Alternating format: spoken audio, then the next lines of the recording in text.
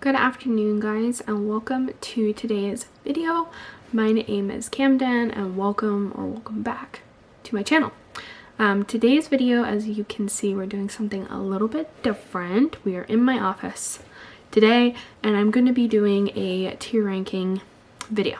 Now, if you don't know what those are, you create a list of things that you want to rank, create some different tiers, and you just rank them.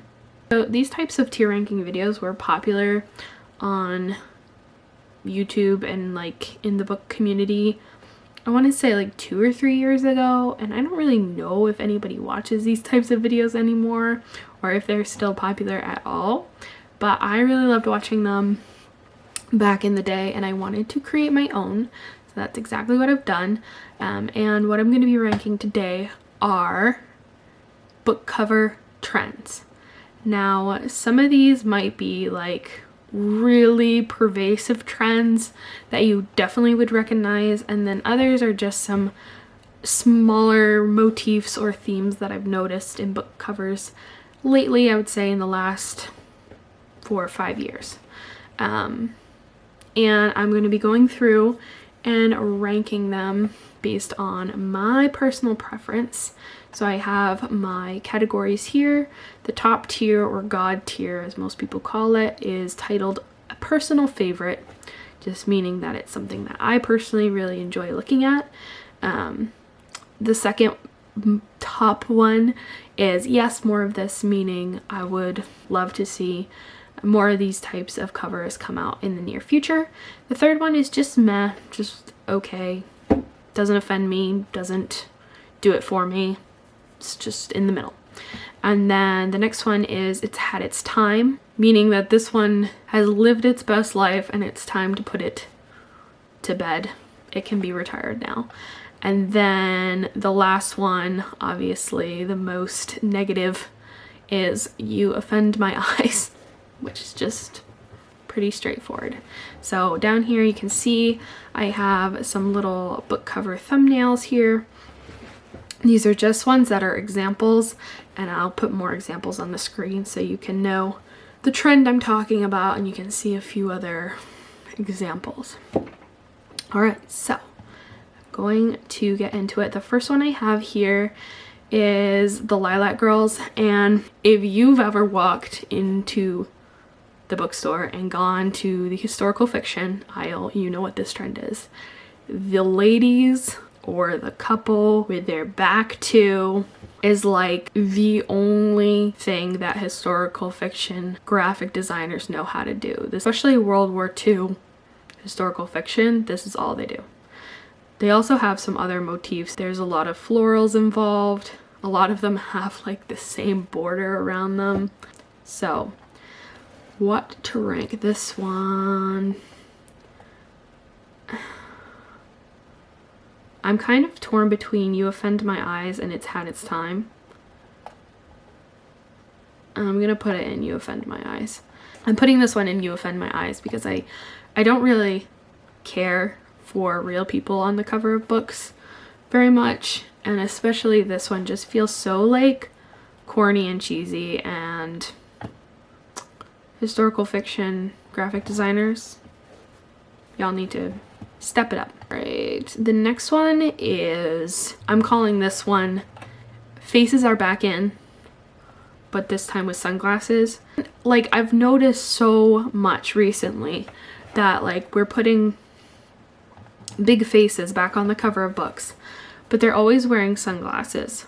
And I'll show examples, you'll see just how many. Particularly the thriller genre and contemporary genres have been utilizing this a lot, and I know the reason that they do it is that they want to, you know, have their subject, their main subject on the cover, but also have in the reflection of the sunglasses some other clue as to what else happens in the book, some other character, some motif, some event that's gonna happen in the book. They want to have that on the sunglasses.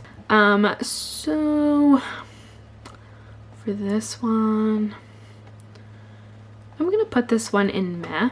I don't think it's bad, but overall I think it's just a meh middle of the road type of a cover. All right, the next one here is hands. We love a good hand motif here. I'm going to put this one in a personal favorite, or yes, more of this. I'm gonna put this one in yes, more of this, just because I feel like this is like kind of up and coming trend still. I don't think we've seen the peak of this one. When I went through and was looking for examples of this, I couldn't find a ton. Definitely I have seen this happening more and more recently, but I don't think this is the last we've seen of hands, and I don't think it's reached like a peak where like it's something you see all the time. Okay, oh my god, this is like the most iconic type of book cover, and I think contemporary adult romance is notorious for the big boom in these like cutesy illustrative type of covers with the bright colors and like the couple on it. In the last, I would say 4 or 5 years, this is like the only way to release a contemporary adult romance. And I'm gonna put it in, it's had its time. I'm a little sick of these. They're starting to all run together. Like if you have done this so many times that it's difficult for your audience to tell the book covers apart, it's overdone. I think it's cute, so I'm not going to put it in You Offend My Eyes, but it's definitely had its time, and it's time to retire this type of a cover. I think there's other ways that you could do something similar without it being quite like this, because I feel like even the art style on a lot of these covers are like exactly the same. So I think maybe like a less cartoonish, simplistic illustration style might jazz it up enough to like feel a little bit new. All right, the next one is minimalism. As you can see from this, we have black text, a white background, and one red line. This type of a cover, to me, I feel, is like intimidates me to read the book. I look at this and I go, looks boring. I'm more of a maximalist than a minimalist. If you've ever seen my house or my book collection, you'll know. But yeah, minimalism doesn't really do it for me. It doesn't offend my eyes though. So I'm just gonna put this one in meh. Doesn't actively offend me. I don't think any other category really fits for this one, because it's nothing's wrong with it, but it's just like very not my taste. And not just like not my taste, but like would not draw me in. All right, trees. The next one is just trees. Aerial shots, ones that go a shot up at trees, straight on at the woods. Trees, trees, trees, trees, trees. They're everywhere. Especially in the thriller genre, I notice, and like maybe like literary fiction. Like literary fiction and thrillers just love trees. And honestly, I'm kind of here for it. I'm gonna put it in yes, more of this, because I just feel like trees just give me a sense about a book. Like I feel like a tree photograph can tell me the vibe really well. Next one is this very YA speculative body horror.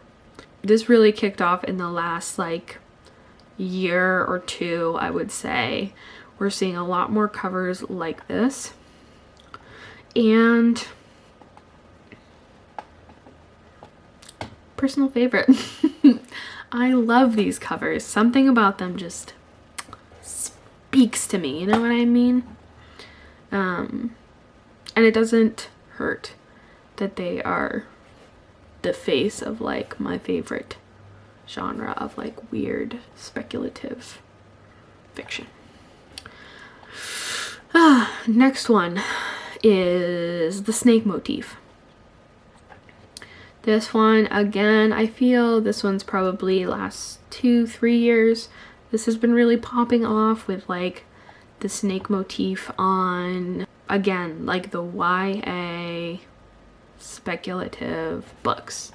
And not gonna lie, this one is also up in a personal favorite. I just like snakes. I feel similar to the trees. Like, it just kind of gives me a sense of what I'm walking into. Like, something a little creepy and dark and maybe a little witchy.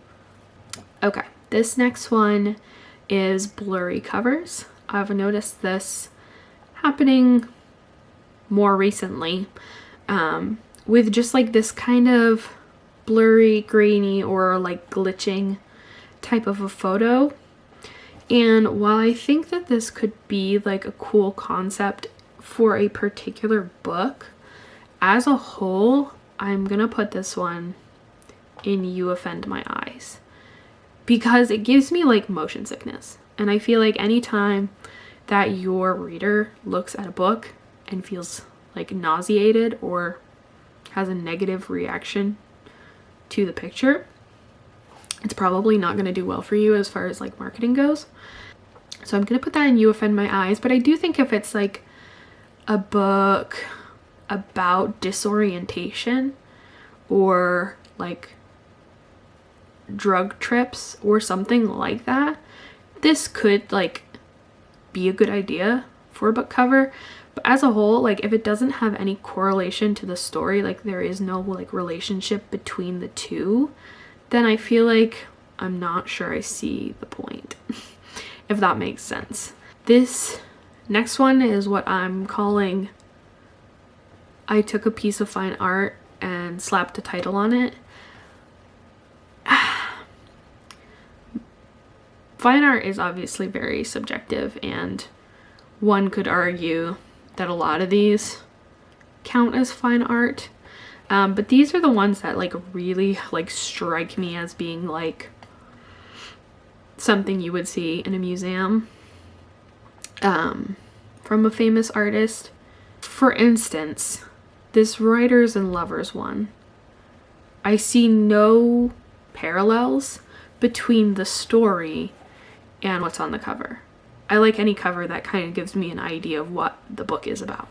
This Writers and Lovers one tells me literally nothing about the contents of this book as a whole, because some of them are done well and some of them are done poorly. I'm gonna put it in the middle as a meh cover.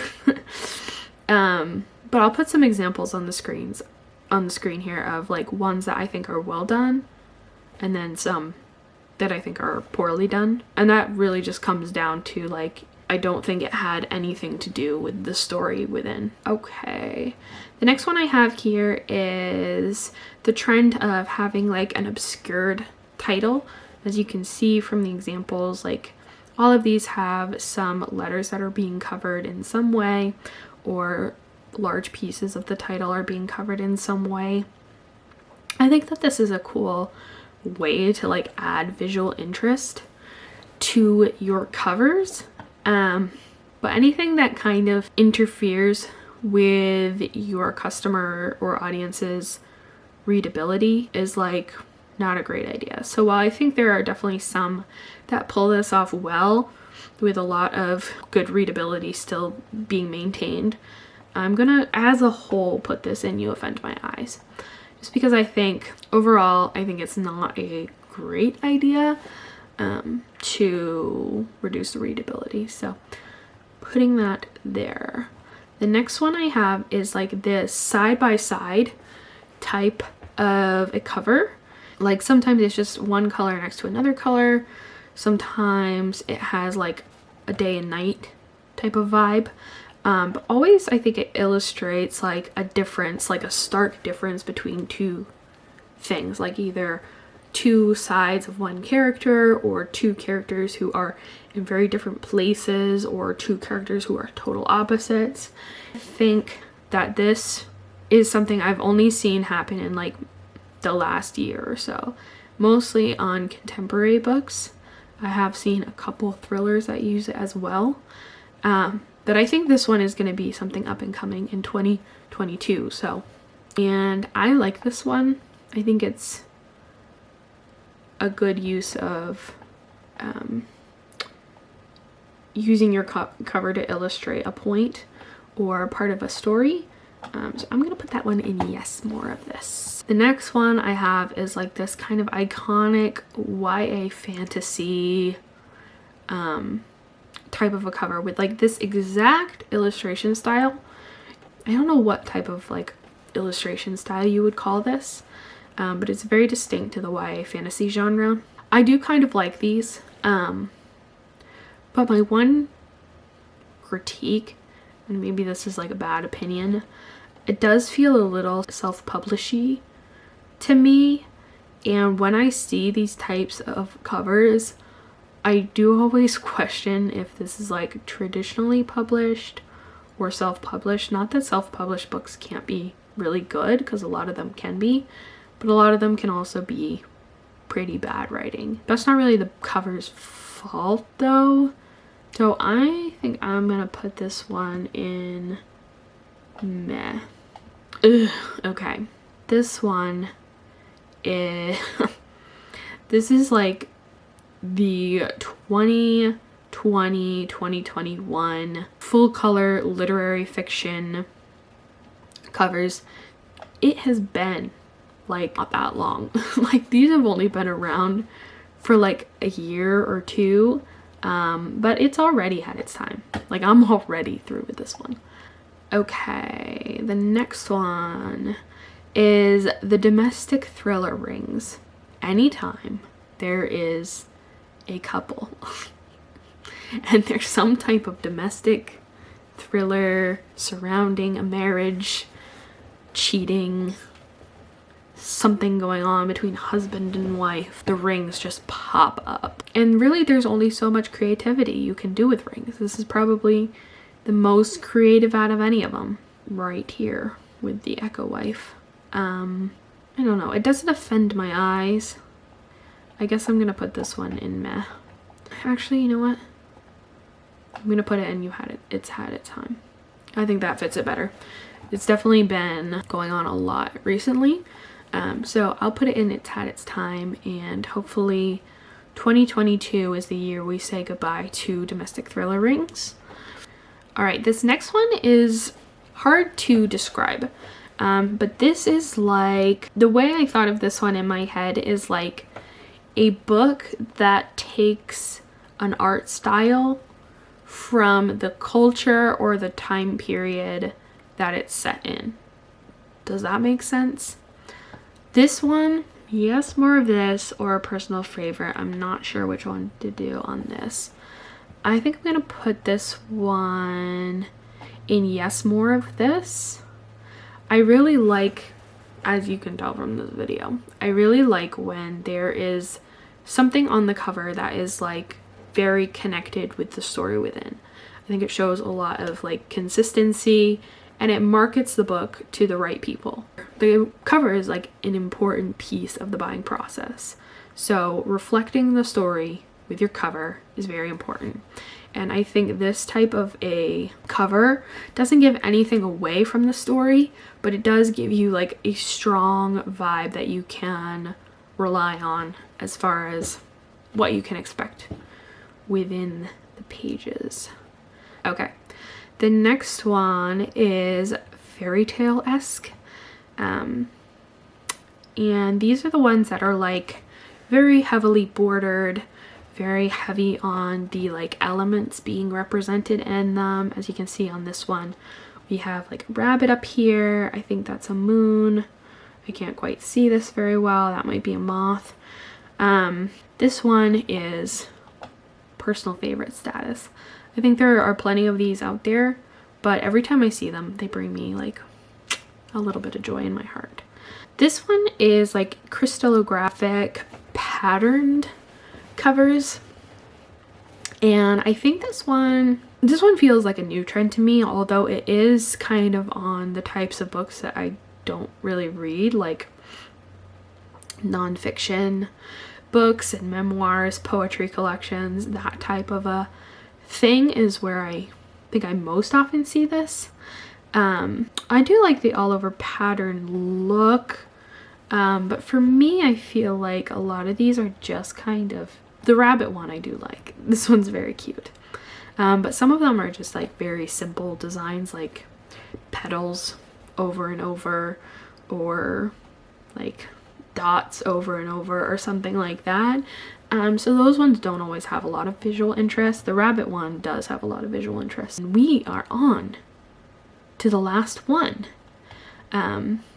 This one is the retro type of a theme that we've been seeing more often lately. I know Stephen King released a couple of books that are very like retro 80s looking covers and like Pulp Fiction looking covers, and these ones I do feel like attract the right audience to them. So as a whole, while I feel like this raw meat is like not my favorite thing to look at, I feel like this is a yes, more of this. That is the whole video. If you would like to see me tier rank other things, I would definitely love to do that. I could do book tropes. I could do a part 2 on book cover trends if you guys are interested. I could do titles. So comment down below if there's any that you would like to see me do, and I can definitely work on those in the near future. But yeah, I hope you guys enjoyed this video. Please comment down below, like, subscribe, do all the good things, and I will see you next Friday. Have a good one.